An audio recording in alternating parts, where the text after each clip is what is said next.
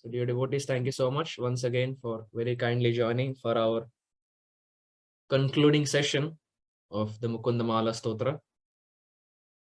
For those devotees who were there last week would be aware, and for those devotees who have joined this time, um, we are very happy and very pleased to let you know that we are discussing the Mukunda Mala Stotra. In particular, we are discussing the third verse from this epic scripture that King Kulashekara or Kulashekara Alvar, as also mentioned in the South India, he has bestowed upon us. So this is the third verse. Let us all chant this verse, read the translation, and get started in our today's discussion. Mukunda Murdhna Pranipatya Yache Bhavantamekantamyantamartham Avismritistvaccharanarvinde Bhave Bhave Mestu Bhavat Prasadat. I'll read one more time. Mukunda Murdhna Pranipatya Yache Bhavantamekantamyantamartham Avismritistvaccharanarvinde Bhave Bhave Mestu Bhavat Prasadat. Translation and purport by His Divine Grace, Srila A.C. Bhaktivedanta Swami Srila Prabhupada Ki Jai. Translation: O Lord Mukunda, I bow down my head to your Lordship and respectfully ask you to fulfill this one desire of mine, that in each of my future births, I will, by your Lordship's mercy, always remember and never forget your lotus feet. I'll read it one more time. O Lord Mukunda, I bow down my head to your Lordship and respectfully ask you to fulfill this one desire of mine, that in each of my future births, I will, by your Lordship's mercy, always remember and never forget your lotus feet. So very interesting. We see that in this verse, two important points are made. First is the fact of bowing our head down, or also called as obeisances. And we discussed this point last week, the importance and the glories of offering obeisances. And naturally, when we offer obeisances, we are always offering obeisances to something or to someone. So naturally, the second part of this verse is we are offering obeisances, but we are offering that obeisances to the Lord's lotus feet, or to Sri Krishna's lotus feet. So in our previous discussion, we spoke about the power of obeisances, and today we will see the last part of this verse, that is the lotus feet of the Supreme Lord. And we see time and again in every scripture, whether it is Ramayana, whether it is Krishna Leela, or whether it is the pastimes of Sri Chaitanya Mahaprabhu, the glories of the Supreme Lord's lotus feet are profusely glorified. Profusely glorified. In the Ramayana, we find when Maryada Purushottam Sri Ramachandra Bhagavan was banished to go to the forest, and Bharat will end up becoming the king. We see that Sri Ram, along with Lakshman and Sita, even though Lakshman was not asked to go, Sri Ram was asked to go. Maya Sita was also not asked to go. But out of etiquette, Maya Sita followed Sri Ram, and Lakshman, who was nowhere there in the picture, he was not going to become the king, nor was he asked to go to the forest, but he was so loyal to the Supreme Lord that he also followed, teaching by example that Sri Ram is Bhagavat Tattva, is the Supreme Lord, and Lakshman is Guru Tattva. Sri Guru will not be there in a place where Bhagavan is not there.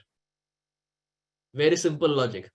Lakshman had all the ability and all the freedom and all the independence to stay in Ayodhya, devoid of Sri Ram, but he chooses to take all the sacrifices, all the difficulties, all the calamities upon himself just for this one thing, so that he can be with Sri Ram. Lakshman signifies Guru Tattva, and Ram signifies Bhagavat Tattva. So Guru Tattva or Gurudev is always there in a place where the Supreme Lord is there. While it also means Gurudev will not be there in a place where the Supreme Lord is not glorified. But while this pastime happened, while Sri Ram was banished, we see one of the places that they were in is Chitrakoot, which is still there. And the Valmiki Ramayana describes while Sri Ram was there in Chitrakoot and while he was walking with Maya Sita, at that time, at one point, Maya Sita realized that Sri Ram's lotus feet was bleeding. It was profusely bleeding. And Maya Sita stopped Sri Ram and asked Sri Ram that, what happened to your lotus feet? And Sri Ram, he showed his feet. He showed the sole of his feet. And there were thorns that had, it had entered the lotus feet of the Supreme Lord. And because the sharp thorns had entered the lotus feet, it was bleeding. And Maya Sita looked at Sri Ram and said, why don't you remove them? Why are you taking so much difficulties upon yourself? Why don't you just remove them and walk comfortably? And when Sri Ram hears this, Ram gives such a beautiful reply. Valmiki Ramayana is so beautiful and so sweet. Oftentimes we speak about Krishna, but we speak about Sri Ram only during Ram Navami. Interestingly, in ISKCON, we speak about Sri Ram only during Ram Navami and about Sita during Sita Navami. But predominantly, it's always about Sri Krishna or Sri Chaitanya Mahaprabhu.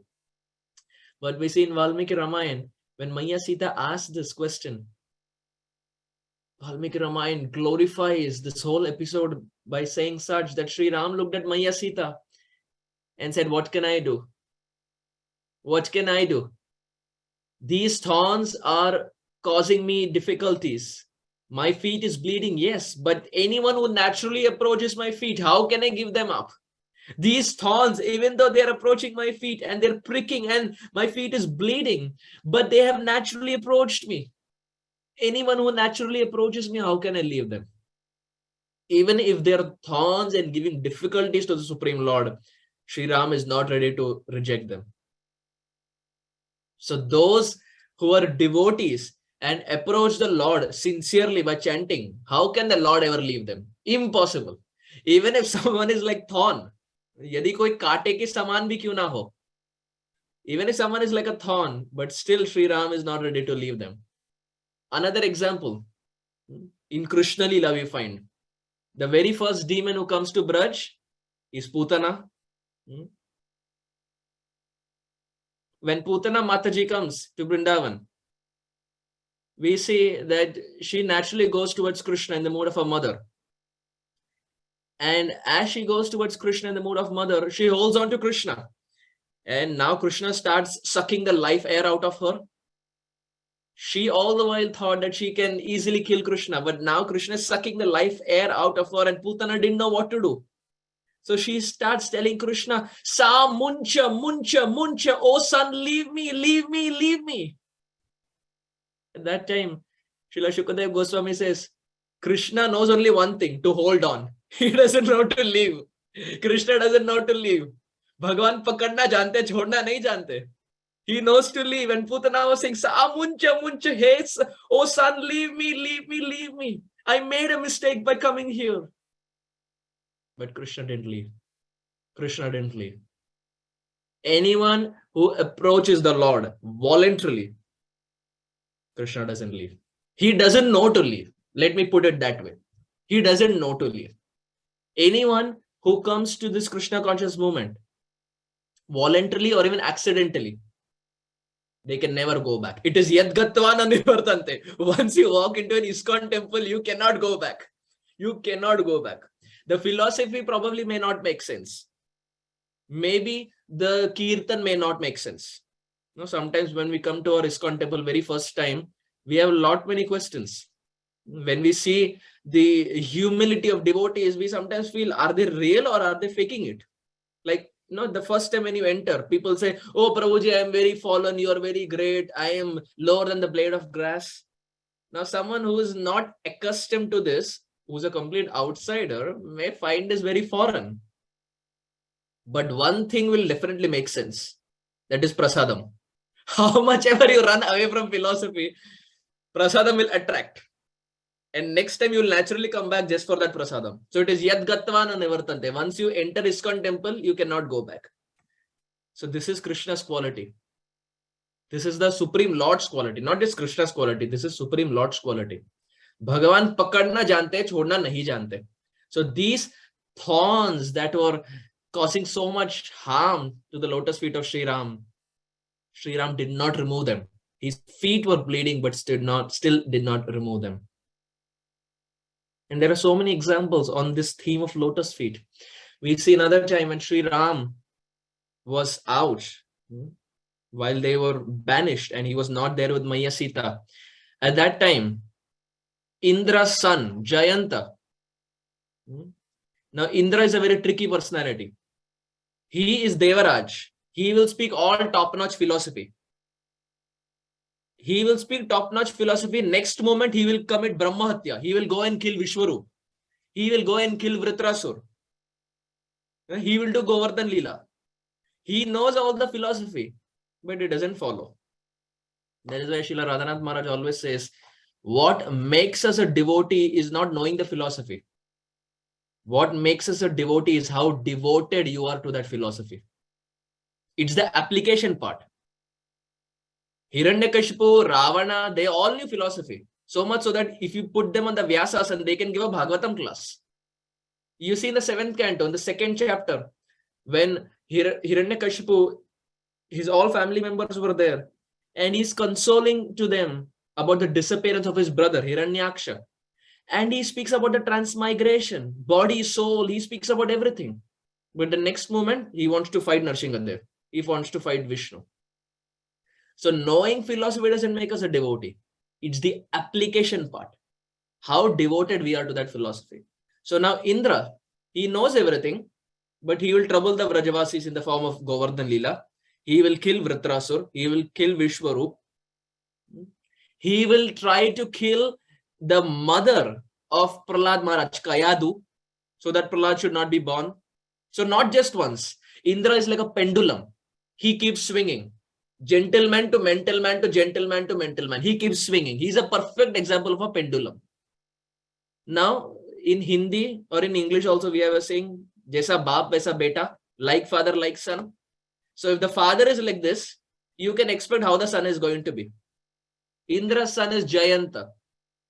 Now, when Sri Ram was banished and when he was outside and he was not there with Maya Sita, momentarily, Jayanta takes the form of a crow.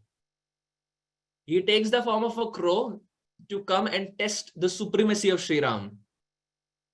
And when Sri Ram is not there, he comes and starts pecking. He starts pecking on the lotus feet of Maya Sita. And Maya Sita doesn't do anything. Just like Sri Ram is so merciful that the thorns were troubling him, but he didn't remove the thorns. Likewise, this crow came and it was pecking. That is giant that was pecking the lotus feet of Maya Sita, but Maya Sita didn't do anything. Finally, when Sri Ram came, he saw that Maya Sita, her feet were bleeding. So initially we spoke about Ram's feet bleeding. Now Maya Sita's feet was bleeding.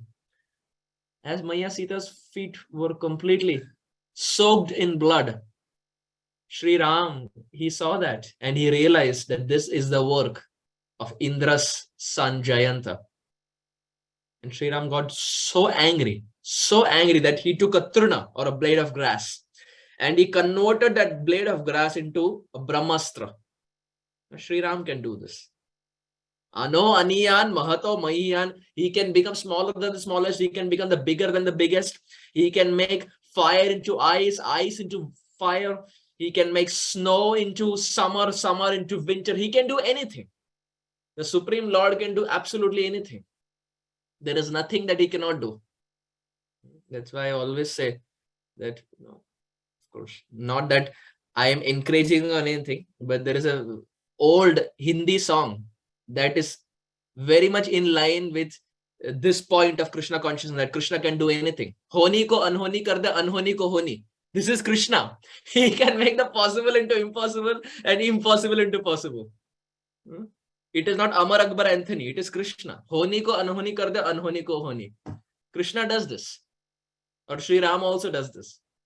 So now he takes a blade of grass and makes that into Brahmastra and throws it towards Jayanta. And now Jayanta, he realizes that his game is up. He realizes that now Sri Ram's Brahmastra is coming. He starts flying. He goes everywhere. He goes to Indra. And Indra says, Did you ask me before doing it? No. So don't come to me. And what can Indra do? When he has a problem, he himself cannot protect himself. What can he do? So he says, don't come to me. He goes to Lord Shiva. Shiva says, don't come to me. He goes to Brahmaji. Maaf karo. Humse na ho paega. We cannot protect you.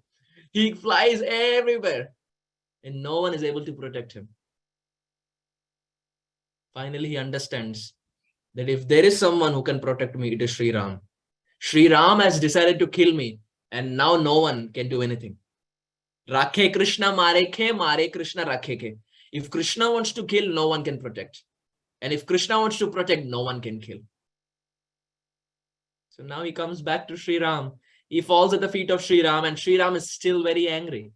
Sri Ram says, you fall at my feet, that is okay, but you hurt the feet of Maya Sita. Fall at her feet. If she forgives, then it's okay. So he falls at the feet of Maya Sita. And Maya Sita said, oh, no problem. No, I forgive you. Devotees are so kind. Even if they are hurt, they are ready to forgive others. They don't hold on to grudge. Like Indra Prabhu would very interestingly, he would say, if you hold on to grudge, you will never get vraj. If you hold on to grudge, you will never get vraj. Because Vrindavan is meant for those who are ready to forgive others. Radharani doesn't accept those who hold on to grudge. If you hold on to grudge, you never get vraj. That was typical Indra Prabhu. So Maya Sita forgave. But Sri Ram was still very angry. And Sri Ram said, what should I do of this Brahmastra? Once I release the Brahmastra, you cannot do anything. So now it has to act. Oh, Jayanta, you tell me what am I supposed to do? And Jayanta said, no, dear Lord, with this Brahmastra, because these eyes targeted Maya Sita, my dear Lord, you just take one eye of mine. Because you cannot take the Brahmastra back, you take these eyes away. Because in your absence, rather than serving Maya Sita, these eyes and this mind thought of harming the lotus feet of Maya Sita, my dear Lord, you just take these eyes away. So one of the eye of Jayanta, the crow, was taken away. And that is why they always say that whenever you see the crow, you will always see only one eye of the crow. Never will you see two eyes of the crows. Never. It's next to impossible. Every time you see, you can only see one eye of the crow. And likewise, you see in Sanskrit also, there is a rule that goes by the name Kakakshi Nyay. So Kaka basically means a crow. And Nyay means a law. So it is believed that the crow has only one eyeball. And this eyeball goes between two sockets. It's a Sanskrit rule. It's a poetic understanding. It is believed that the crow has only one eyeball because you can see only one eye. And that eyeball goes between two sockets. So it is called as Kakakshine. So now how is it in connection with Sanskrit? Well, there are many verses that you will find where in the start of the verse, there will be one adjective. And that adjective will go with each and every word of that verse. Like if it is suppose Bhakti. So Bhakti will go with this, Bhakti will go with that, Bhakti will go with this. So that is called Kakakshine. One eyeball is going through multiple sockets. So it's a poetic understanding. So it comes from this pastime of the Ramayana. But factually and fundamentally we see, again, we bring it back to the point of the lotus feet. Even if the Lord's lotus feet or Maya Sita's lotus feet is injured or harmed, they are still ready to shower mercy and they are still ready to forgive. And this is not just in Ramayana. In fact, in Ramayana also so many examples are there. Another famous classic pastime is the pastime of Ahalya. So famous. She gets cursed to become a stone, and then Sri Ram showers mercy upon her by placing his lotus feet. Now this is as far as Ramayana is concerned. In Krishna Leela, the whole 10th canto speaks about the lotus feet of Krishna. From the first chapter till the 90th chapter, it is only lotus feet of Krishna. In fact, not just in 10th canto. In the 3rd canto also, Shukadev Goswami very beautifully glorifies the lotus feet. When Kapila Muni is speaking to his mother Devahuti, after the father goes to the forest, when Kapila Muni is speaking to Mother Devahuti, there also Kapila Muni glorifies the lotus feet of Sri Krishna.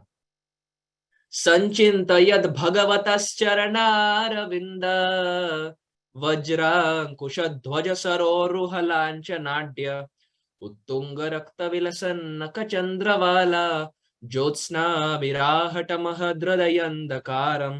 3:28-21 Bhagavatam. Sanchinta yad bhagavatas. The mind should concentrate where? Bhagavatas charana-ravinda. The mind should concentrate on the lotus feet of the Supreme Lord. Why?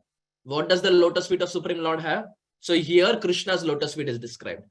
Up until this time we were speaking about Sri Ram. Now we transition to the pastimes of Krishna. Sanchinta yad bhagavatas charana-ravinda.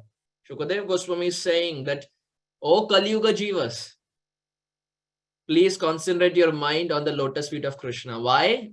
What are the signs and symbols that Krishna has on his lotus feet? Vajrankusha dhvaja saroruhalanchanadya. Vajra. First symbol is Vajra, which means thunderbolt. Second, Vajra Ankusha. Ankusha means a gourd.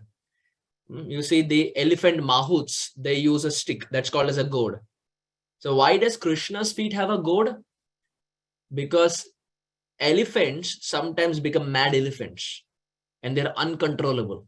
But just with a small stick, the mahut controls the mad elephant.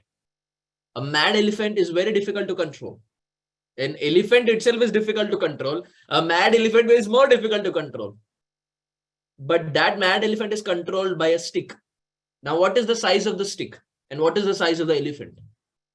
The stick is negligible. But the elephant, it has it in his brain that, oh, if the mahut hits me with that stick, I should be well behaved. So similarly, our mind, Krishna is saying, is like a mad elephant, uncontrollable. But by concentrating the mind on that lotus feet of Supreme Lord, which has a gourd, Krishna is saying, your mad elephant-like mind can be controlled by the power of my lotus feet. Makes sense? That is why Krishna is having a gourd. Vajra Ankusha Dhvaja. Dhvaja means a flag. Now, interestingly, Sanskrit is a language. English is a poor man's language. Now, when we have to say flag in English, we always say flag. Big flag, small flag, medium flag, it's always a flag. Sanskrit is a well-decorated language. A small flag is called as Dhvaja. Big flag is called as Pataka. Jaya Pataka, Swami Maharaj. Srila Jaya Pataka Maharaj ki Jai. Jaya Pataka, the big victory flag of Chaitanya Mahaprabhu. Jaya Pataka. While a small flag is called as Dhvaja. You don't find these things in English. This is the beauty of Sanskrit. Krishna and Shukadev Goswami are very precise when they make a point. Vajra, Ankusha, Dhvaja, and fourth is Saroruha. Means a lotus. So, very interesting. Between the first symbol and the last symbol, there are two things sandwiched. The first symbol is the thunderbolt, and the last symbol is the lotus. And in between, you have a gourd, elephant gourd, and you have Dhvaja, you have a flag. The first symbol, that is the thunderbolt, represents how heavy Krishna's feet can be. For the non-devotees, Krishna's feet can be very heavy, ready to chastise. Kaliya, best example. That feet can be ready to crush anyone into pieces. While at the same time, lotus represents softness. That feet that can crush anyone is also ready to become soft for his devotees. So look how Shukadev Goswami is putting it. He starts with a heavy thing, he ends it with softness, and in between sandwiched are two symbols. Srimad Bhagavatam is very sweet. Pibata Bhagavatam Rasamalayam. When we hear it with the commentaries of Prabhupada and predecessor Acharyas, that's when we get taste and appreciation for Shastra. So, Sanchintayad Bhagavatas Charanarvindra, Vajra, Ankusha, Dhvaja, Saroruha, Lanchanadya. Lanchanadya means decorated. Krishna's feet is decorated by these symbols. In fact, Krishna's feet has many more symbols. But Shukadev Goswami, while he is explaining, he is remembering these symbols out of his bhav. Shukadev Goswami is not just a speaker, he is a bhavuk vakta. As emotions rise in his heart, he is presenting Srimad Bhagavatam. When we have to give a class, we have to make notes. हम क्या बात करेंगे? We have to make notes. Shukadev Goswami is not like that. Shukadev Goswami is randomly, spontaneously coming. It's an extempo. With Parikshit Maharaj, it's an extempo. It's not that he prepared. It's not that he knew 7 din ka katha hai, I have to come prepared. Parikshit Maharaj will ask question. This is what I will give in reply. Nothing. It was an extempo. And extempo not such that only Parikshit Maharaj was there. There were thousands of sages and all were scholarly. They all knew Shastra. They all knew Shastra. So there he is explaining this point. Uttunga Rakta Vilasan Nakachandravala, and Krishna's nails are reddish in color. They have a reddish tinge. Not that Krishna has put nail paint. Krishna, not that's not the meaning. Of course, Maya Yashoda out of love will put nail paint also for Krishna. She will sometimes decorate Krishna as a girl also. You see, sometimes mothers, parents, when the child is very small, अगर लड़का है तो कभी कभी लड़की जैसा भी dress करेंगे. They will dress the boy also like a girl, out of love, out of affection. So Maya also has so much love for Lala that she will dress Lala as Lali, and sometimes she will put nail paint also. But here it is naturally red. Uttunga Rakta Vilasan. Rakta means blood, blood red. They are reddish in color. And Nakha Chandravala, and they're as effulgent as the moon. Just like you have a crescent moon, very effulgent, or even a full moon. You see, Kartik is coming. The first day of Kartik is Sharad Purnima, Sharadiya Ras Purnima. And that day we can see the moon will be so effulgent. That is the day Krishna is going to dance with the Braja Gopis. Vamshivat near Jamuna. The first day and the last day Krishna dances with the Braja Gopis. First day is Sharad Purnima, last day is Kartik Purnima. Both these days are very auspicious. And in fact, on both these days, or in fact all days if possible, one should sing the Gopi Geet during Kartik. And if we do not have time to sing Gopi Geet in any of the days, at least the first day we should sing. First day of Kartik, because first day of Kartik was the day Braja Gopi sang Gopi Geet. It's a very special day. So that is the day we have to at least that day, if not all 30 days. At least that day we have to sing Gopi Geet. So that day we'll find there's a complete full moon, and Krishna's nails are reddish in color and as effulgent as the moon. And what is the power? What will I get by worshipping the lotus feet? You see, Kali Yuga mindset is such that if we are asked to do something, we will always say, "Mujhe kya milega?" हाँ प्रभु जी वो सब तो ठीक है, लेकिन मुझे क्या मिलेगा? What will I get out of it? We don't do anything just like that. We want a reason, we want a benefit for everything. So then Shukadev Goswami ends that verse by saying, Uttunga Rakta Vilasan Nakhachandravala Jyotsna Birahata Mahad Hridayandakaram. The Hrida Andakaram, the darkness of the heart that we have accumulated for lifetimes, which is like a mountain of darkness, will be destroyed in one fraction of a second by worshipping that lotus feet. So there is so much to gain and there is nothing to lose. There is so much at stake and there is so much to gain just by meditating on the lotus feet. While we are chanting, we can go online, we can take a print of Krishna's lotus feet and we can stick it to our desk, to the wall where we sit and chant. Ideally, we should sit and chant rather than walking. Wherever we are sitting and chanting, we stick it to the wall. And as we are chanting, we see the lotus feet, close our eyes and try to draw it in our mind. And wherever we are stuck, we again open, we again see the lotus feet, again close. And again, in the mind, we become an artist and we try to draw the lotus feet. There is perfect meditation. And that's the highest form of remembering the lotus feet while chanting. And we find, we were speaking about lotus feet in Ram Leela. Now we are coming to Krishna Leela. And in Krishna Leela, one of the classic pastimes of the lotus feet is the pastime of Kaliya. Krishna danced on the hoods of Kaliya. Kaliya had so many hoods. And Krishna autographed. He gave his autograph. Krishna is a celebrity, right? He gives his autograph. He gave his autograph on every hood.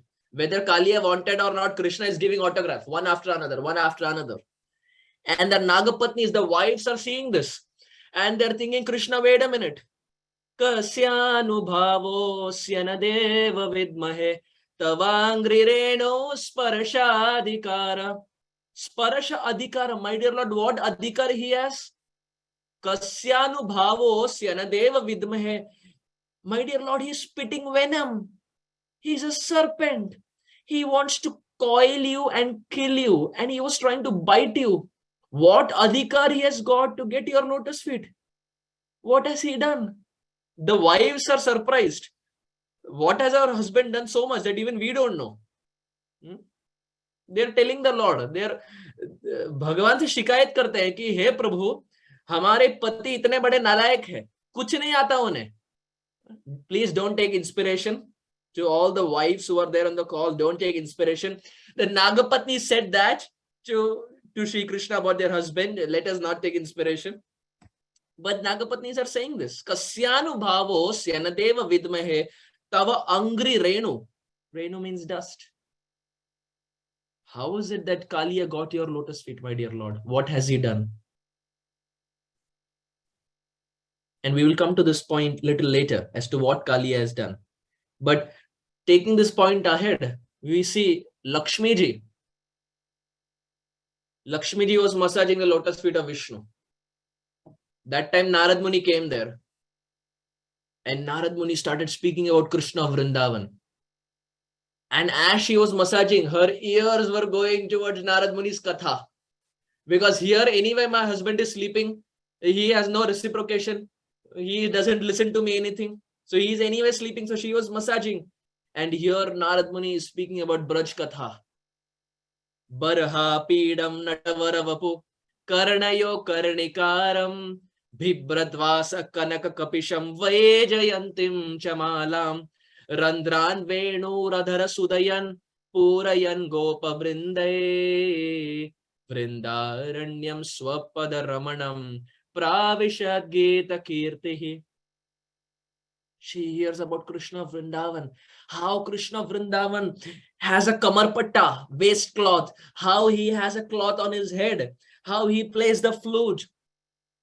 How he speaks crooked. How he looks crooked. How he stands crooked.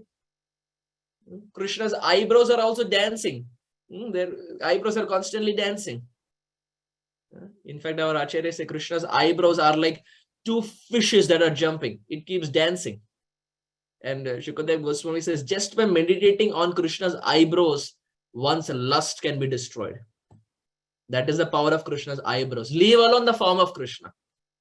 Just the eyebrows are so powerful. So Krishna is a big time performer. His eyebrows are moving. His hand is holding the flute.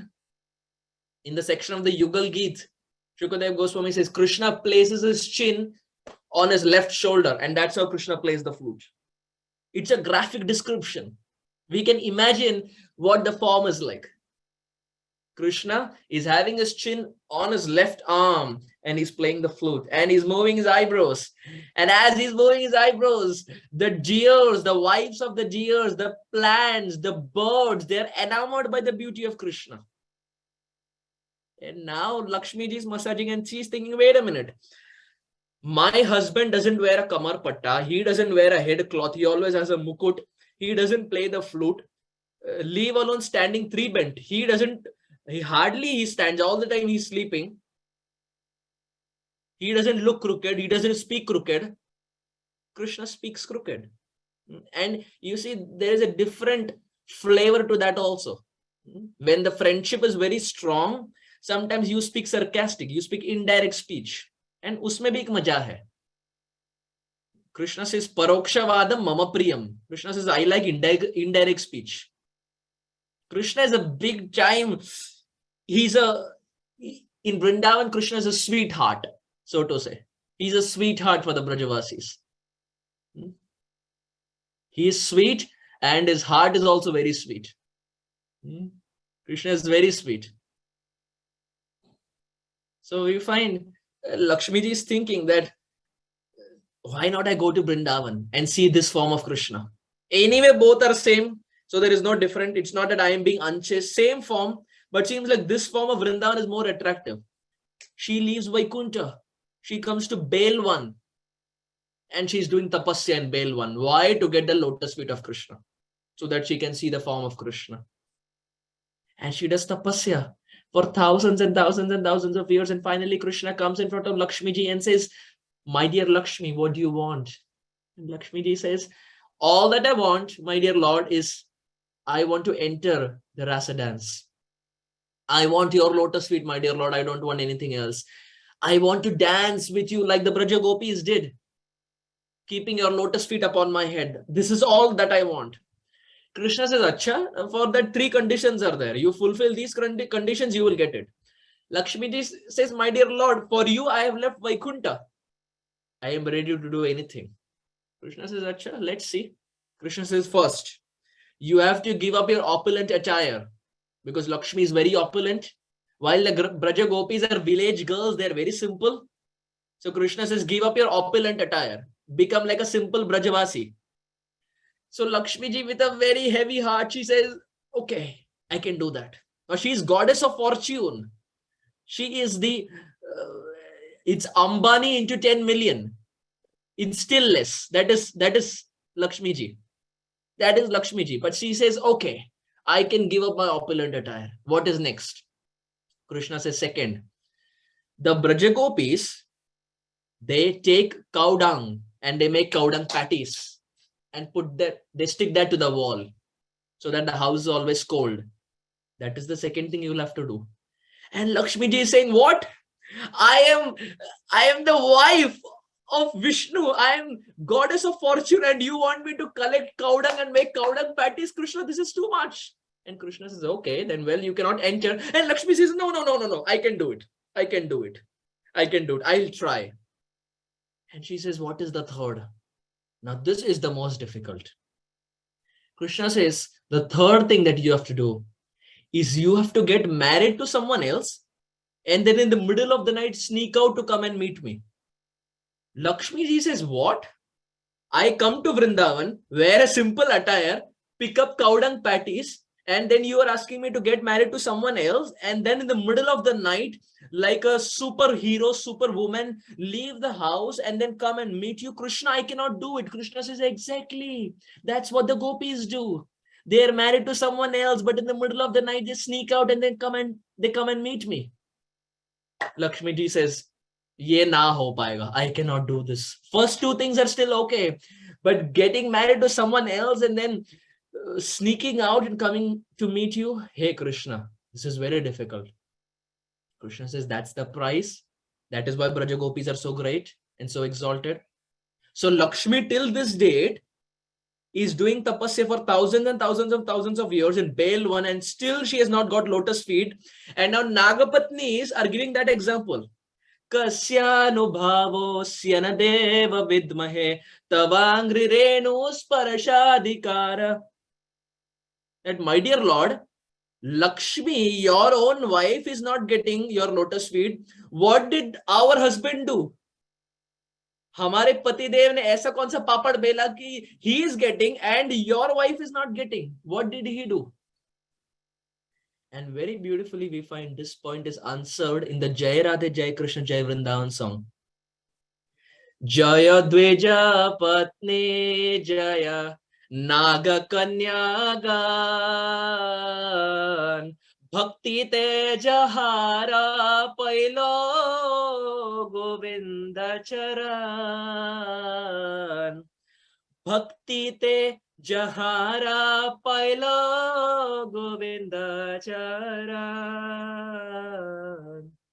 Jaya Radhe Jaya Krishna Jaya Vrindavan Shri Govinda Gopinatha Madana Mohan.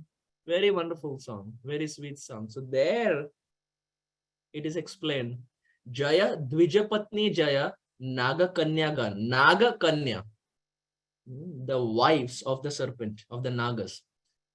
Bhakti Tejahara Paila Govinda Charan. How did the Nagapatnis get the lotus feet? Bhakti Tejahara Paila. They would perform bhakti. Even though they were serpents, they would perform bhakti. Bhakti is not subject to just human beings. Gajendra performed bhakti. He was a Pashu. In Ramayana, you have Kakabhushandi, who was a crow. Garuda is an eagle. Body has nothing to do with performing bhakti. Those who are from the south part of India, in south, in a place called as Guruvayur, very famous place in South India, there was an elephant by the name Keshavan. Very fantastic elephant. In fact, of course, we don't have time right now, but the elephant was so glorious. He was complete vegetarian. He would eat only the prasadam of Guruvayur, that is baby Krishna form. He would get up in Brahma Muhurta to attend Mangalarti. And in Guruvayur, the Mangalarti is at 3 o'clock, not like our ISKCON 4 o'clock. 3 o'clock. He would be awake every Mangalarti. He was a strict brahmachari. This is too much. An elephant being a strict brahmachari. He was a strict brahmachari. When they would bring female elephants, he would turn his face away. He was such a strong brahmachari. So much so that he, all throughout his life, he carried Guruvayurappan.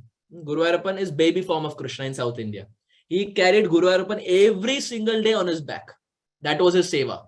He would not allow any other elephant. He would not allow any other elephant to carry. He would carry. Only he wanted to do seva. He would carry Guruvayurappan on his back every single day.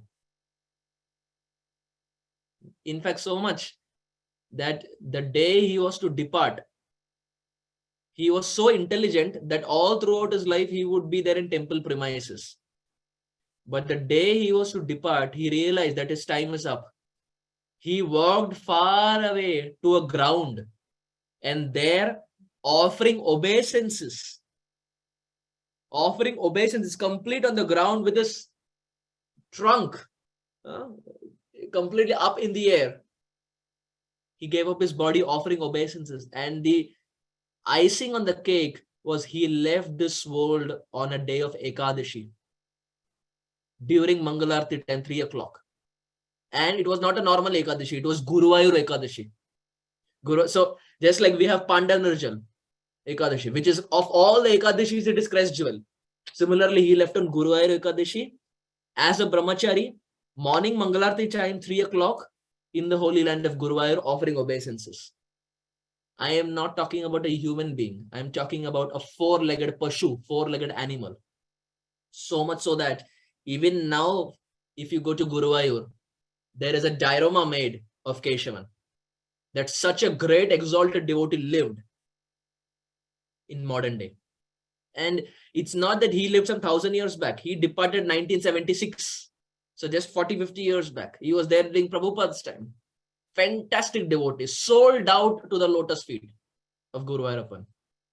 So body has nothing to do with bhakti. Body has nothing to do. Material situations have nothing to do. No impediment to perform bhakti. All that is important is determination. Srila Prabhupada was there on a morning walk. And Tamal Krishna Maharaj narrates this. Prabhupada was there on a morning walk. And during that morning walk, it was in Laguna Beach. And a 17-year-old boy had accompanied in that morning walk, first time. And he had lots of questions. So he was told, whatever question you have, go and ask Prabhupada. Prabhupada will answer your question. So he said, okay. He came to that morning walk. And seeing the form of Prabhupada, he was petrified. He was terrified. Because Prabhupada had so much effulgence, and the way Prabhupada carried himself and the way Prabhupada would answer, he got scared. He was a 17-year-old. So Tamal Krishna Maharaj was looking at him and almost pointing, ask. And he was like, no, I cannot. I mean, just seeing the form of Prabhupada, his question was not coming out from his mouth. Prabhupada walked one way. He couldn't ask. Prabhupada walked the another way. Morning walk was done. He couldn't. The question was not coming out from his mouth. And Tamal Krishna Maharaj was always kind of laughing. But he wanted the boy to ask. Finally, Prabhupada sat in the car. The door was closed. He was rolling the glass up. This boy mustered courage and said, Prabhupada, what is that one thing that we will do by which we will get the lotus feet of the Supreme Lord? One thing. Because Shastra speaks about so many things. Prabhupada, what is that one thing by doing which we will get Krishna's lotus feet? And Prabhupada very royally, in a very charismatic manner, Prabhupada looked at this boy and Prabhupada said, by desire. By desire. That's it. Prabhupada didn't say anything else. Prabhupada didn't give a Bhagavatam class. Prabhupada didn't quote any verse. One word, by desire. That's it. Prabhupada rolled the glass and Prabhupada left. But such a powerful point. By desire, we get Krishna. Remaining everything are externals. First thing that is required is desire. Whether we want Krishna, whether we want Krishna's lotus feet. If the answer is yes, then we will march towards that goal. But if the desire is not there, how much ever devotees come in our life, how much ever we hear katha, we will not make advancement because the desire is not there in the heart. By desire, we come into this world, and by desire, we exit this world. It's a question of desire. It all boils down to this one word called as desire. By desire, we come into this world, and by desire, we leave this world. How much thirst, how much utkantha, how much laulyam, how much greed we have to get Krishna. It all boils down to this thing. The more we are greedy, it's not wrong to be greedy. It's wrong to be materially greedy. It's perfectly fine to be spiritually greedy. The more we are spiritually greedy, the faster we make advancements. Krishna bhakti rasa bhavitamati kriyatam yadi kutopi labhyate tatra laulyam. Tatra laulyam. Laulyam means greed. Greed gets us Krishna. Remaining everything is secondary. It's the greed, the intense greed to get Krishna. So now, coming back to the Kaliya pastime, how did Kaliya get the lotus feet? Because the Nagapatnis, who were serpents in not a human body, they were still performing bhakti. And by the performance of their bhakti, Krishna got so inspired that he entered the water not for Kaliya, but he entered the water to give his darshan to the Nagapatnis. Because how will Nagapatnis get darshan? They will not come out of water. So Krishna has to enter water. Killing Kaliya was secondary. Paritranaya sadhunam vinashaya cha dushkritam. Vinashaya cha dushkritam is secondary. First is paritranaya sadhunam. He entered the water not to kill Kaliya. That Krishna can give one heart attack to Kaliya and Kaliya can die. Krishna doesn't have to take so much tension. He enters the water to shower mercy on the Nagapatnis, his devotees who were performing bhakti. And the side result, the byproduct was because the wives were performing bhakti, naturally the husband was reaping the benefit. You always say in a family, if suppose there are 4 people, if one person is going through calamity, the whole family suffers, right? Because everyone is linked together. We are 4 individual beings, but if we are in one family, one person suffers, all 4 get the consequence. One person is happy, all 4 become happy. Likewise in bhakti also. If one person in the family is performing Krishna consciousness, we see this in Prahlad Maharaj pastime. In the family, if there is one pure devotee, 21 generation gets uplifted. One pure devotee in the family, 21 generations. Everyone gets uplifted by one pure Vaishnava. That is the power of bhakti. What to speak of immediate husband? If generations can be uplifted, what to speak of immediate husband? Nagapatnis were performing bhakti. They were pure devotees. And naturally now Kaliya gets the benefit. And he gets the lotus feet of the Supreme Lord on his head. So we find the lotus feet of Sri Krishna is glorified in all the pages, all the scriptures, time and again. Rukmini is glorifying. Yasyangri pankaj rajas napanam mahanto vanchanti umapatir tamopahatyai. She says, my dear Lord, Rukmini, when she writes the first ever love letter that was written in this world was not Leila Majnu or was not any of the English things. It was Rukmini writing the love letter to Sri Krishna, the first ever recorded love letter. And there she writes, my dear Lord, Umapati. Uma is Parvati. Why is she called Uma? Because when she was small, she apparently tried to stick her finger into fire. And as she was trying to stick her hand into fire, her mother, who saw the side, she said, "Oh, Ma, oh, don't touch." Instinctive reaction. Sometimes we say, "Oh God, oh, don't touch." So she was trying to stick her hand, and her mother said, "Oh, Ma, don't touch." That's how she got the name Uma. So Umapati is Lord Shiva. So Rukmini is saying, my dear Lord, Lord Shiva is also wanting her lotus feet. Kaliya is wanting her lotus feet. Nagapatnis are wanting her lotus feet. Everyone is wanting her lotus feet, my dear Lord. When will that time come when you will give your lotus feet to me? And those two pinkish lotus feet are running in the Braj, in the mud of Vrindavan. Krishna is holding the tail of the calf, and as we mentioned, Bhagavan pakadna jante, chhodna nahi jante. He holds the tail of the calf. The calf is small, the calf gets scared, and now the calf is dragging Krishna in the whole of Vrindavan. Now Krishna gets a name, Ghasita Ram. Bhagavan ghasite jate hai pure Braj Mandal mein. And as he's being dragged, his lotus feet imprints are decorating Braj. His lotus feet imprints are decorating Vrindavan Dham. And those same lotus feet imprints are running around in the house of Nanda and Yashoda. What can we speak about the fortune of Nanda and Yashoda? Aho bhagyam, Nanda gopa brajaukasam, yanmitra paramanandam, purna brahma sanatanam. Aho bhagyam. One time aho bhagyam could have been used. 2 times it has been used. Why?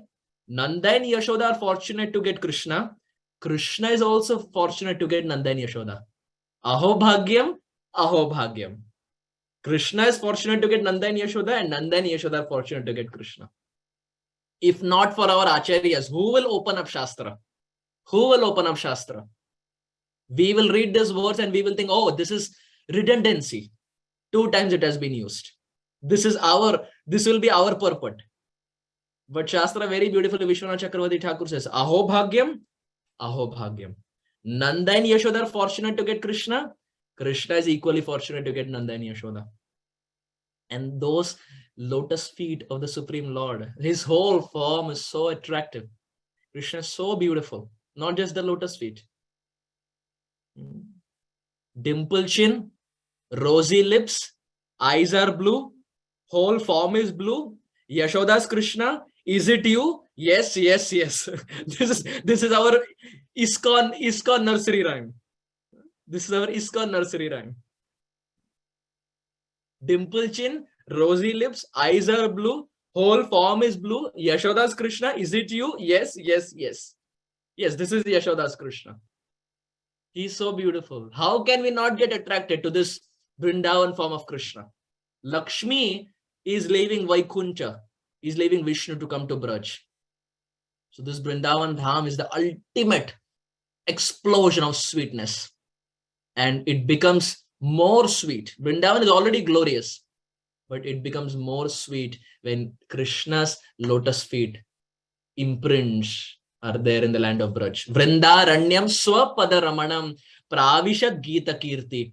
When Krishna is entering the forest of Braj, Venugita explains, Vrindaranyam swapada ramanam. He is decorating the land of Braj with this beautiful baby lotus feet imprints. And they're very small. This is the last point of our discussion.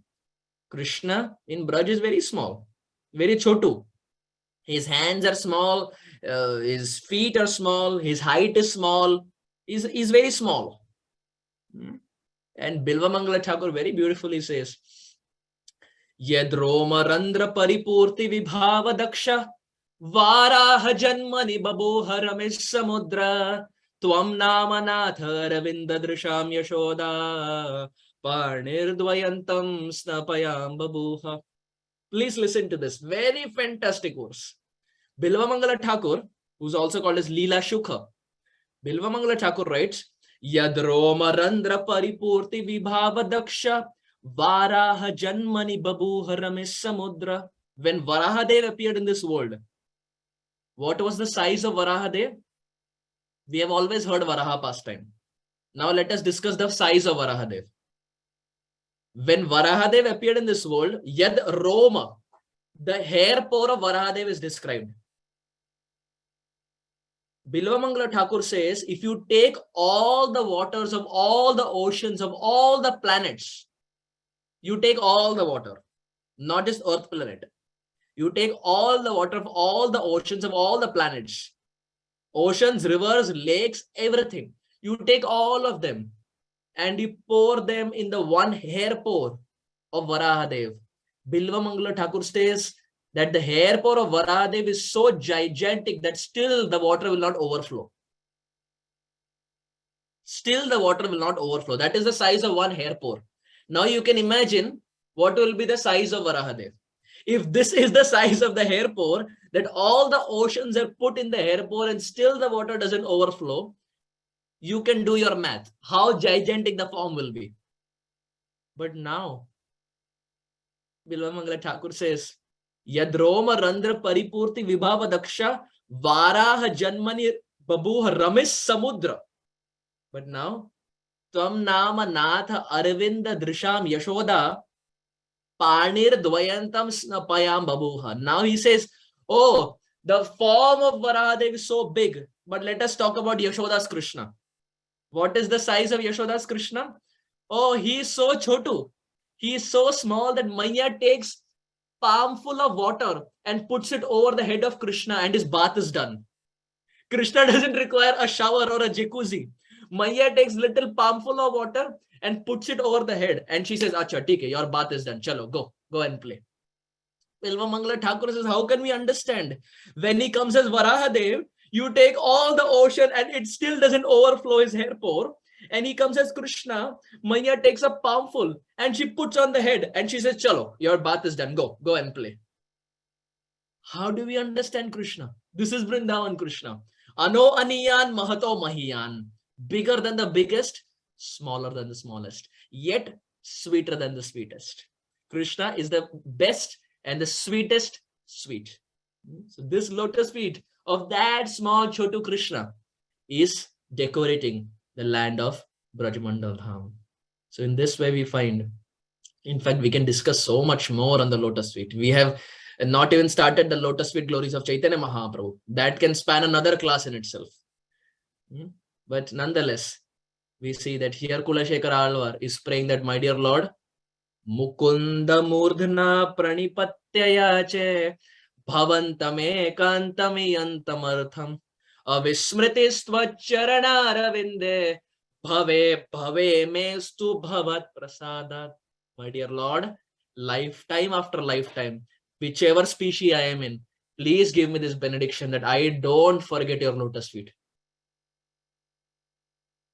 And Krishna will guarantee this. Krishna will benedict us with this. What is the Praman? Maharaj Indradumna was cursed. He became an elephant, but he still remembered everything. He still did not forget the lotus feet of Krishna. So this is a prayer that we can pray, that, my dear Lord, whichever species I am in next life, I don't know, I have no control. But you gave me this benediction that I never forget you.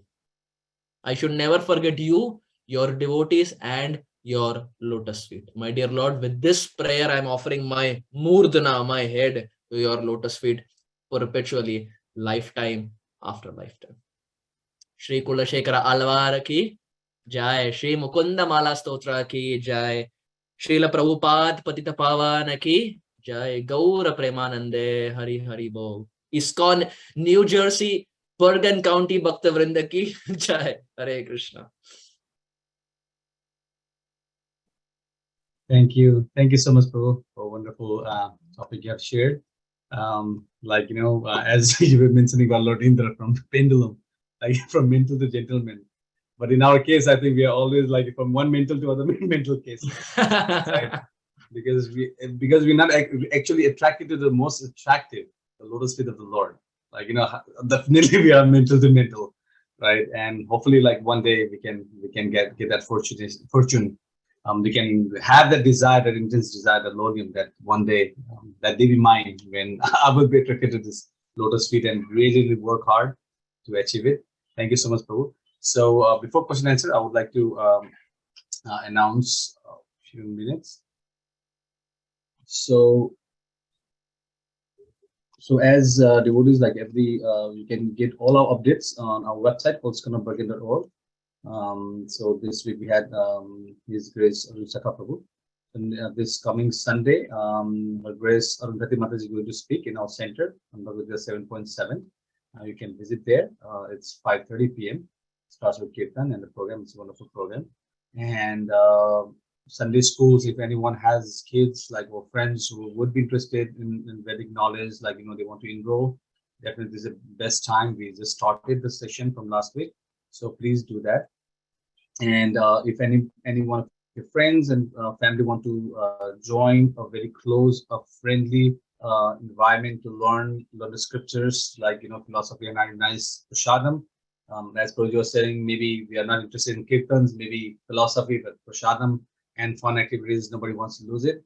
So please definitely can join with us. We have multiple locations here. And also we have Bhagavad Gita reading every day from Monday to Friday, 12 p.m. to 12:15 p.m. You can also participate on this. And every day morning, 6 a.m. to 8 a.m., we have a japa call. You can join for this participation. And thank you for joining. And as Prabhu was mentioning, the Kartik is coming. So whole Kartik from 10th August to the day of the Kartik and end of the Kartik, we are going to read the Krishna book. Every many devotees are going to present topic, and in one of the days, I think Arjun Sakha is also going to present and speak about that story. So we hope that you can also participate on those sessions. Thank you very much. So if anyone has questions or comments, please go ahead. Yes. I have a request, Prabhuji, that instead of questions, can we read at least the first 10 verses of Mukunda Mala Stotra? Because we spoke about it. Sure. Questions to chalte rehte. But if you can just read quickly the 10 verses of Mukunda Mala Stotra. Sure. And then if, I don't know, if time permits, we can take one or two. Sure. I'll just share my screen. Sure. Those devotees who know how to chant can chant along, and those devotees who are not familiar can definitely listen to the tune, and maybe we can try it at our place.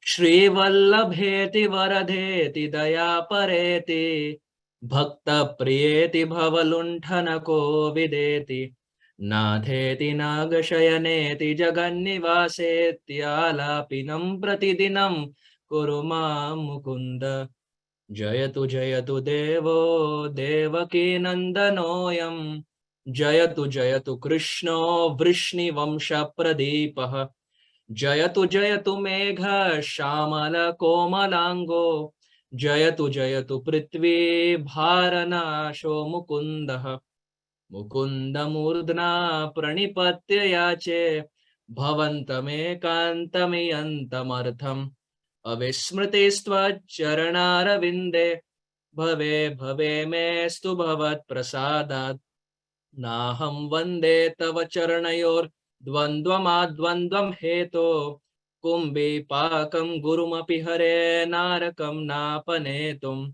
Ramya Rama Mrudutanulata Nandanena Pirantum Bhave Hridaya Bhavane Bhavayeyam Bhavantam Nasta Dharme Navasunichaye Naiva Kamopabhoge Yad Bhavyam Tad Bhavatu Bhagavan Purva Karmanurupam Etat Prarthyam Mama Bahumatam Janma Janmantarepi Tvatpadamboruhayugagata nischala bhaktirastu. Divi va bhuvi va mamastu vaso narake va narakantaka prakamam avadhirita saradaru vinde charnau te marane pichintayami chintayami harimeva santatam mandahasamuditana Nandagopatanayam paratparam naradadi muni vrindavanditam Karacharana saroje kanti manetramine Shramamushi bhujavichi vyakule gadha marge Hari sarasi vigaya piyate jo jalaugham Bhavamaru parikhinnaha kleshamadhya tyajami Sarasi janayane shashanka chakre murabhidima vishwamam sachitarantum Sukhatarama param na jatu jane hari charana smaranamrtena tulyam Mabhir manda mano vichintya bahuda yamishwaram yatana Naivami prabhavanti paparipava Swami nanu Sridhara Alasyam vyapaniya bhakti sulabham Dhyayasvanarayanam Lokasya vyasanapadan Lokasya vyasanapanaudanakaro Dasasya kim nakshama Shri Mukunda Mala Stotra ki jai. Of course, there are 52 verses, but we don't have that much time. So whenever we have time, we can read it. Thank you, Prabhu. If anybody has any questions, please raise a hand or you can ask. Let me. I think the unmute is.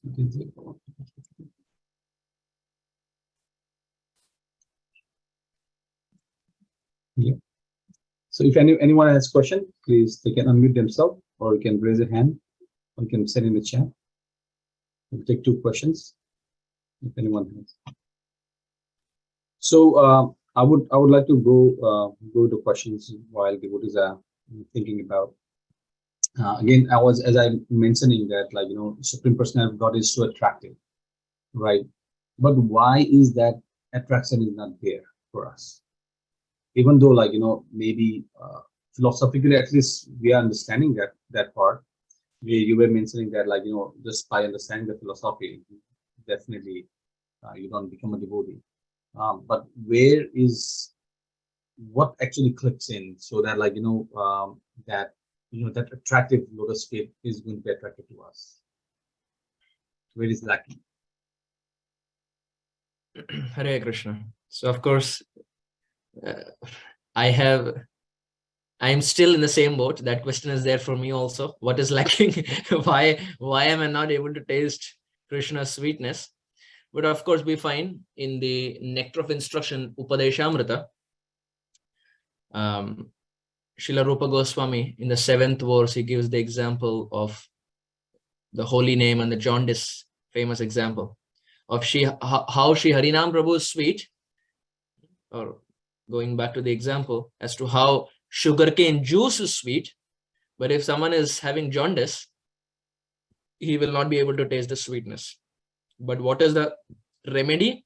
The remedy is also sugarcane juice. The cause is also sugarcane juice. The remedy is also sugarcane juice. When someone is ill, when he has jaundice, when he drinks sugarcane juice, he cannot taste the sweetness.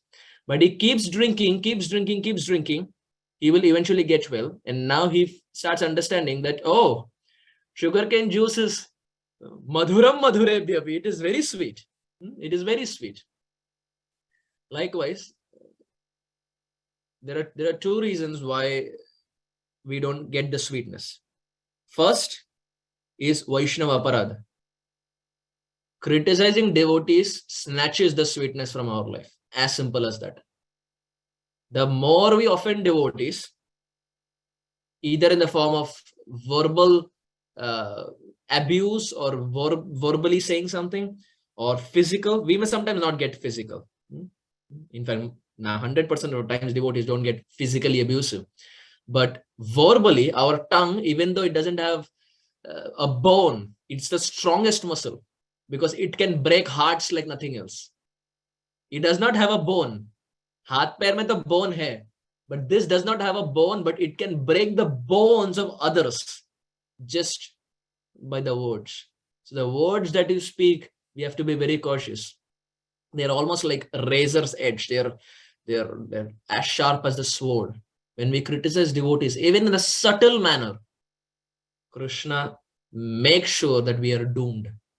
There is no way we can get any sweetness. There is no way we can make any advancement when we criticize devotees. This is one thing we have to always keep in our head. Whatever is going around, Krishna is orchestrating it. If something is happening against me, Krishna is orchestrating it. And sometimes it can be a bitter pill to digest. Easier said than done. But when it comes to us, it is sometimes very difficult. But that's how it is. That's the test. Till the time we don't pass the test is going to keep coming back. Till the time I don't pass 5th grade examination, I have to keep giving that exam. My friends will go to 6th grade and 7th grade, but I have to make sure I pass that grade. There is no other way. Of course, if you're in India, you can give money and you can still pass, but at least in America, it doesn't work. India में management quota में सब हो जाता है. पैसा दे दी और फिर you can become engineer, medical also. At least in America, that concept is not there. They'll put you behind bars. So you see that till the time I don't pass an exam, I cannot go ahead. Similarly, Krishna gives different situations in our life which are like exams. Till the time I don't pass that exam, these exams will keep coming back in different flavors. Just like if I fail 5th grade, I have to give it again. But the next time I give it, the question paper is different. It's just different question paper, but the understanding is same. I have to pass it. Similarly, Krishna may give one circumstance, but if I fail in that circumstance, Krishna will give another circumstance. But the lesson should be that Krishna wants me to pass this examination. One of the classic exams that we fail is Vaishnava Aparadha. We have heard it so many times, but we still fail in that. We still fail in that. And this snatches the sweetness away. This snatches the sweetness away completely. Even Ramchandra Puri in Mahaprabhu's pastime. In fact, we did a class a few months back on Ramchandra Puri about the pitfall of Vaishnava Aparadha, how he was so critical about his own Guru Maharaj. This is height of criticism. He was criticizing his own spiritual master. But we see wherever there is criticism, the mercy is taken away by the Supreme Lord and the taste, attachment all goes away. It is the criticism that is blocking our attachment. The moment we start tolerating everything, keeping our mouth shut, keeping our mouth quiet, we will see naturally that person who criticized us, maybe after a few months, maybe after 1 year, maybe after 10 years, will again come back and will ask for forgiveness. That Prabhuji, what I told was wrong. Please forgive me. We have to just keep quiet. Whatever is happening, we have to just keep quiet, irrespective of whether we are right or whether we are wrong. Krishna knows what is right. As Paramatma, Krishna knows he's there in our heart. If we can make sure we don't criticize devotees, we don't offend devotees, whoever they are, whatever age they are, if we can make sure we don't criticize devotees, we will naturally see there will be some genuine taste, some attachment for this process. This is one thing that we can follow to make sure we don't criticize devotees in any way, not even in the most subtle manner. We don't criticize them absolutely. And wherever there is criticism, let us walk out from that assembly. Give some bahana. If you are there and someone is criticizing, they say, oh, Prabhuji, I just got a call. I have to just pick a call and just walk away. Just walk away. You do this, do it 2 times. That devotee will understand. Whenever I criticize devotees, this devotee is walking away. I have to make sure I don't criticize anyone in front of him. So naturally, you start surrounding yourself with devotees. Even if they're critical, they will make sure in front of you, they are not critical. Because they know that you will walk away from that assembly. Give some excuse. You have phone all the time. Just give an excuse that, Prabhuji, I have to make a call. I just got a message, something like that, and just walk away. Do it 2-3 times. They will understand that you don't like criticism. We can do this one thing, not criticizing devotees. This will make sure definitely that we have some taste, some attachment to this path of Krishna consciousness. Hare Krishna. Thank you so much. I think you're trying to mention 2 points, but I think you just mentioned 1 point. This 1 point, it's a very heavy point. It's a very heavy point, and it's a point that has to be followed lifetime together. Yes, definitely, Prabhu. Yeah, definitely takes a lifetime, even many lifetimes actually. So that is why we say Haridas Thakur also makes this point. Nira aparadha naam le paya premadhan. Without any aparad, without any Vishnu aparad. That is the first. And second, naam le, chanting the holy name. The more we take attachment of Harinam, the more we will find everything starts making sense. We are not going to get attachment for Harinam by chanting it in the evening time, chanting at night time, doing backlog. Today 10 rounds, tomorrow 16 plus 6 rounds, 22 rounds. ऐसे करने से taste नहीं आएगा. Disciple means disciplined. We have to be disciplined in our chanting, sincere and disciplined in our naam japa. And second, not criticizing devotees. Nira aparadha naam le paya premadhan. Then we will get the premadhan of Krishna's lotus feet. But the most important is making sure we don't criticize devotees. Thank you for that wonderful explanation. So there is one question. We're going to take this last question. So the devotee is asking, definitely this is for myself to sometimes how to give up the complacency and laziness in student life and manage with bhakti. Please guide. Of course, not just student life. I think in all walks of life, I can say that because I remember as a student also I was lazy. Now also that I'm working, now also I'm lazy. So I think it's something that it kind of it just carries from one phase of our life to another phase of our life. But one thing that we can do is we can always to make sure that our laziness is kicked away. First, never be alone. Student or bachelor or anything, never ever be alone. Never be alone.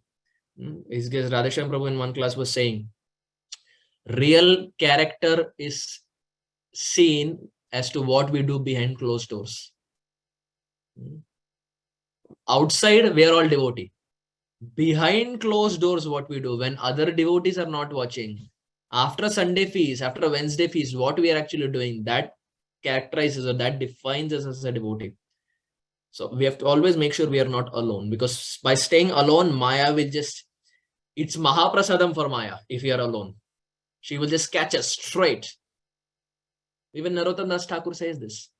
Eka ke amar nahi paye bala harinama sankirtane. Eka ki amar nahi paye bala. Alone we have no strength. And no strength means Maya will catch us. Maya will catch us, which means naturally we'll be lazy and we will have no interest to perform Krishna consciousness. Never be alone. Always make sure we are around devotee association in some form or the other. Classes are there, yes, but also we need devotees physically around who can twist our ear if we go wrong. Never stay alone. Unless and until we are someone very exalted like Prabhupada who can stay alone but still make the whole world devotee. Prabhupada would always say, for those who want to go to Vrindavan and just stay alone and not do any service, Prabhupada would say, if you're alone, the mind will think only of 3 things. Wine, women, wealth. Prabhupada would say. If you're alone, mind, we will see this. Mind thinks only of 3 things. Wine, women, wealth. Wine, women, wealth. So never stay alone. Student life, working life, balavastha, vriddhavastha, housewife, whatever the profession is, never alone. We are always surrounded by devotees. And as much as possible, we have to keep hearing katha. Keep hearing katha as much as possible, because that is the fueling. That will give charge. That will charge us in our bhakti. And trying to hear from those who are exalted, like our Gurudev. Hearing from those who are pure Vaishnavas, those who are fully advanced and self-realized, like Prabhupada. Because we see, even if that class is only 15-20 minutes, it will have a very powerful impact on our consciousness. Hearing the class of Prabhupada every day and being around devotees. These 2 things we can do. And naturally we will see we will become more and more serious in our Krishna consciousness. The more we are subservient to these two things of being around devotees and hearing Prabhupada's classes, the more inspiration Krishna will give in the heart, and more devotees will naturally come in our life to inspire and surcharge our heart. We take one step, Krishna takes a million steps for us, not even 100. He takes a million steps for us. But never stay alone. Never ever be alone. The more we are alone, Maya catches us. That is why you see always in brahmachari ashrams also. I remember I was speaking to Radheshyam Prabhu, and he was telling me the schedule of NVCC brahmacharis. And throughout the day, there is service. Throughout the day, once they get up in the morning, till the time they sleep at night, constant service. Because if there is no seva, Maya will catch us. Keeping the mind constantly absorbed. Hearing classes, hearing kirtan, being around devotees, serving Vaishnavas, in some way or the other. The moment you are alone, Maya will catch us. Maya catches means laziness to the highest core. To the highest core. So being around devotees and never being alone, and hearing the class of Prabhupada. At least one class of Prabhupada. Prabhupada's classes are only 25-30 minutes, all the classes. This we can do. Never being alone, number one. Hearing the classes of Prabhupada and trying to be around devotees, physical devotees, not just Zoom. Physically trying to go to congregations and taking the physical association. That has a strong impact when we see devotees around. And if we are a student, in that student also we can, whatever studies we are doing, we can spiritualize that. I remember when I was small, my brother and I, we would do this. If there are answers, you make acronyms for that answers. If you're a student, you're studying, there are answers, 5 points are there, you make an acronym. And we would make acronyms like Gaura, G-A-U-R-A. So the answer will have points starting from G-A-U-R-N-A. So if you have to study, oh, this question answer is Gaura, that question answer is Nitai, that question answer is Radha, that question answer is Krishna. Or any 5-point answer, you have acronyms ready. R-A-D-H-A, K-R-S-N-A, N-I-T-A-I, G-A-U-R-A. Our studies also, we can devotional, we can spiritualize that. We can spiritualize that. So whatever we are doing, there is always a scope for spiritualizing that. So these are just a few thoughts that we can do. But foremost of them is to not be alone. Never be in a place where there are no devotees. We will be drifted away. Maya will just throw us away. Off the fence. We will be thrown off the fence, off the fence of Krishna consciousness. So never be alone. Never ever be alone.